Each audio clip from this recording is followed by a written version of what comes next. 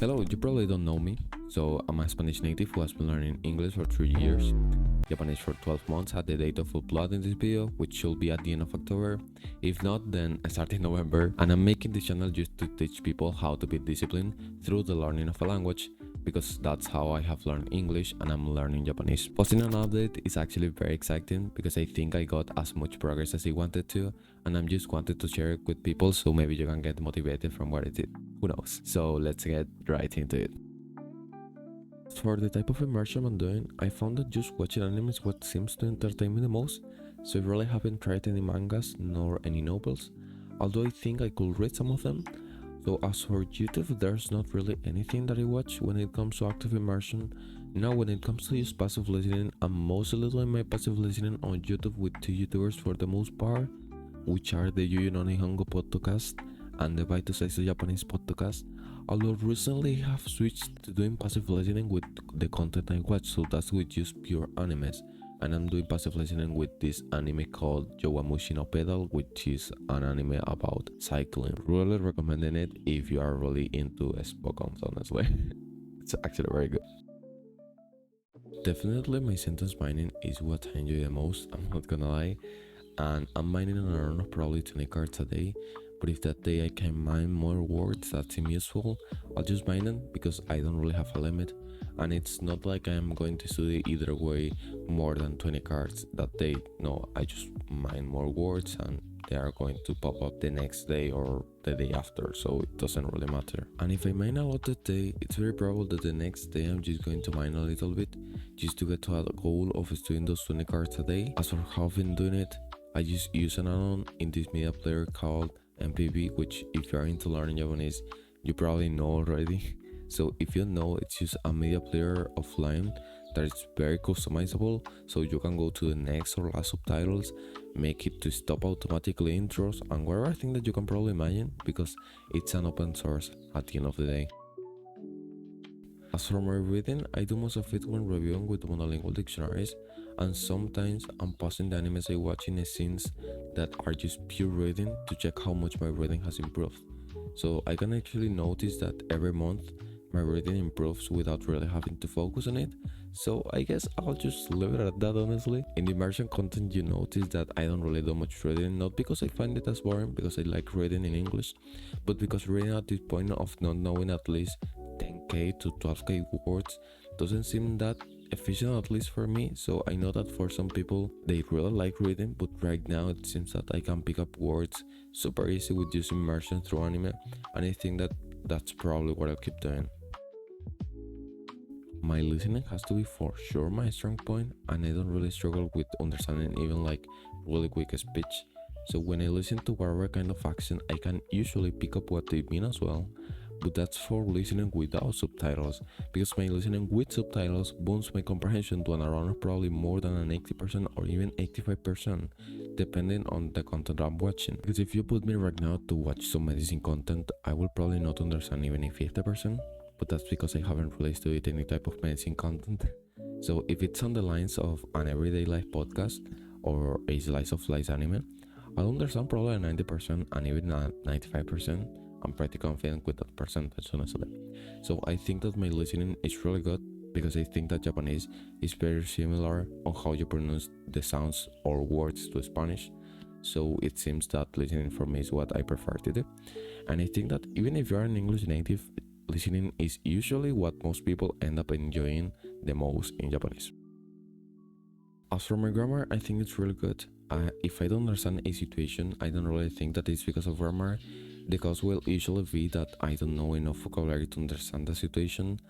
As for how I picked it up, I read first through the Taikim's grammar guide, coupled with the text that summarizes the most important lessons on that book. Honestly, I think that it was actually very good to get started with the very basics, but I think that if you are going to the more advanced topics, it's not really useful, because I picked up almost every piece of grammar I know now just through pure immersion. The basics like verb conjugations, how to use particles, and the T form are what I will consider a must study before immersing, just to make it more enjoyable. But if someone for some reason really struggles with studying grammar, I wouldn't really make that person study those things, because you can pick them up naturally anyways. It's just that it will take longer most of the time. As for my output, I'm skipping this part like a real aviator on its first year of study because I haven't really done anything besides saying what should I van this. So yeah, we are skipping this part. As for my Anki, these are the only stats I track. There's no real reason for not tracking anything. I really didn't think about the future when I started, and that's why I really haven't tracked anything. So I do two decks, which are my mining deck and my core 2K 6K Japanese deck. So Anki sessions usually take me an around of probably 35 minutes to 50 minutes per day, with an around of 40 words per day, and I'm managing without much effort, honestly, not burning out.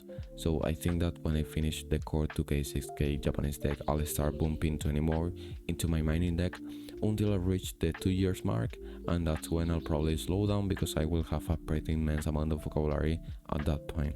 These past few days I have been taking screenshots of the time I take with my Anki. Here you can see that some days I'm in a rush and I take 5 seconds per card. Usually those days I'm actually really focused and I don't think those sessions are much less efficient. And other days I just take time and do like 7 to 6 seconds per card, so it really depends on what life has for me that day. I really want to touch this topic, and I know that a lot of people think that learning how to write is not really efficient, and I agree. I'm not really trying to learn how to write, but I found that even if you don't want to learn how to write, writing kanjis helped me to improve at recognizing, learning the readings, and I think that it's a fun way to track my daily Japanese progress. So the way I do it is that whenever I find a pair of kanji or a kanji alone that is difficult to recognize through my immersion or in my Anki sessions, I'll literally just write it. So literally just that simple. I saw that some people write it on their tablets, or they literally just imagine themselves writing the kanji like a kind of visualization. For me, I just literally write them by hand on sheets of paper. It probably takes up an around of just 10 to 15 minutes of my day, and I noticed that by doing this, I got into a habit of almost writing every kanji review in Anki because I found it fun. It has been really good so far, honestly. So if you need to learn how to write for some reason and you struggle with recognizing kanjis, I'm really recommending to get into this habit. There is too much polemics around this book, which if you know what this book teaches, it basically makes you do mini histories based on the kanji that you're learning to help you memorize just the meaning of that kanji. So you make the histories through the radicals that the kanji has to help you convey that specific meaning that you're looking for. I followed this book's method for the first 3 months and 20 days of my Japanese studies, and honestly it has been really helpful. I think that if I hadn't studied first the kanjis, it would be just so much more difficult to learn them and writing them, because the book teaches as well the stroke order. So I think that following this book, even if it's just like 1 or 2 months for an hour a day, will help you speed up your Japanese learning if you're really struggling with reading or identifying the kanjis during your Anki sessions or even in your immersion, making you take longer than it really should. Although I know some YouTubers really haven't studied anything about kanjis and they have a good level on reading and listening, not writing of course, but like they have a good level overall, so it's just on you if you want to use it. It really depends on your goals, but I find that overall this book helped me. That's why I'm recommending it if you like doing slightly hard things, but it's not necessary by any means. My goal right now is to reach a good level of Japanese in 2 years, so for that I'm doing an around of 4 hours of immersion without counting my Anki sessions, of course, and even some days I can manage to do like 5 hours or even 6 or even 7 hours, but that's if I'm not working that day and I'm free, right? And when I'm working, I can manage sometimes to do 2 hours, 3 hours, even 5 hours if I'm like in a good mood that day of passive listening. But sometimes I'm not in a good mood, I don't do passive listening and I just listen to podcasts in English that I want to listen to, right? And I'm really enjoying everything so far. The way I managed not getting bored out is just going to train, taking breaks every 1 or 2 hours in which I just meditate or do similar things, going out with friends as well some other week. But honestly, doing immersion, making videos in the YouTube channel is really fun for me, so I can maintain this style of life for more than 1 or 2 months without burning out. Life has been really good these past few weeks, and I think that a year from now on, I'll be able to talk and understand without any problems, any kind of conversation or content. Maybe I'll not be able to talk about politics, but who cares about that? If you made it to this part of the video, thank you, and if you want to get some help from me, maybe in your language learning journey or in your discipline journey, check the link in the description. Chaito pues.